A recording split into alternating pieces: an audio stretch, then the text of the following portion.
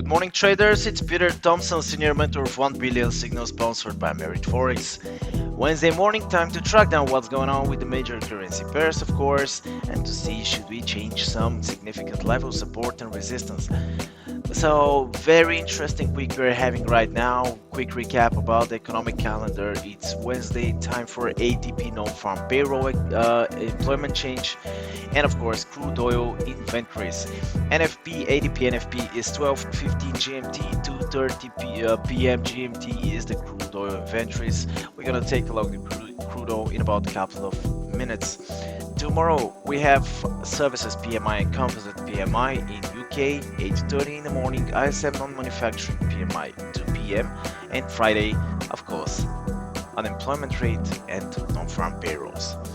So, as usual, we start with Euro, US dollar. What do we see right now? False breakout here on the support 1.0926 and reversed back immediately to hold the support level. Euro, US dollar. That's why I'm gonna say it again. Be very cautious when you are trading your US dollar, simply because it's pretty unpredictable. GBP US. So we spoke about the drop and test of the support this Monday, 1.2180, almost there, 20-25 pips away from the support, and reversed back to the upside immediately. We definitely can see continuation of the GBP going down, continuation to the downside, and of course testing the support level.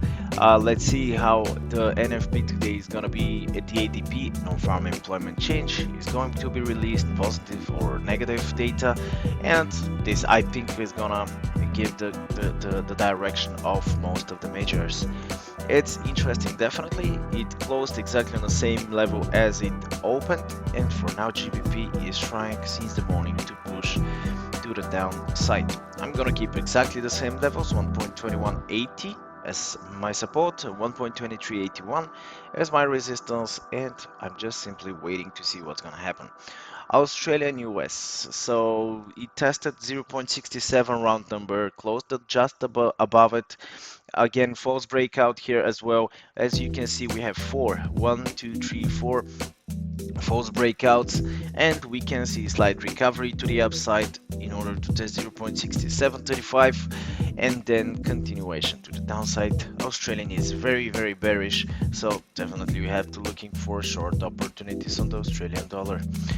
New Zealand US, quite similar price action on New Zealand compared to the Australian dollar. Absolutely downtrend. It's quite obvious where the direction is going of the New Zealand dollar, and yeah, we can consider this as false breakout as well, like the Australian dollar.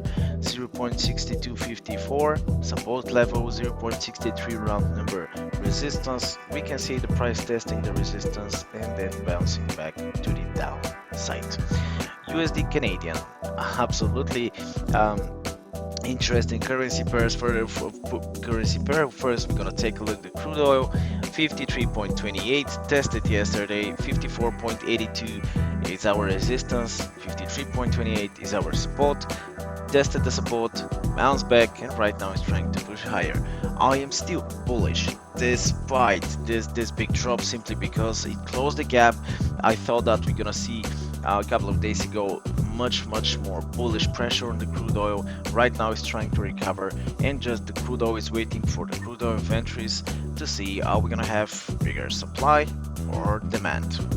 So if we see crude oil pushing up, we're gonna see USD Canadian going down. So it's simply exactly according to the last momentum. Yesterday we see USD Canadian going down, which simply means Canadian dollar goes up, and crude oil following the Canadian, and so this is why upside momentum of the crude oil can push the USD Canadian going even further down. So 1.3214, 1.3278 are my new support and resistance levels. I'm gonna cut this as it's not relevant anymore, and as you can see, the price tested here the resistance level, tested here, and bounced back from this level.